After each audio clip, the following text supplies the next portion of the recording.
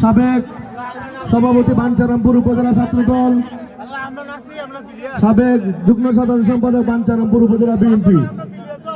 আজকের খেলার উদ্বোধক হিসেবে উপস্থিত আছেন জনাব একেএম মোশাররফ হোসেন রিপন, ব্যবস্থাপনা পরিচালক বাঞ্ছারামপুর ইসলামী হাসপাতাল। আজকের খেলার সভাপতিত্ব করবেন জনাব সাইদ ওসমান গনি, বিশিষ্ট ব্যবসায়ী, জগন্নাথপুর।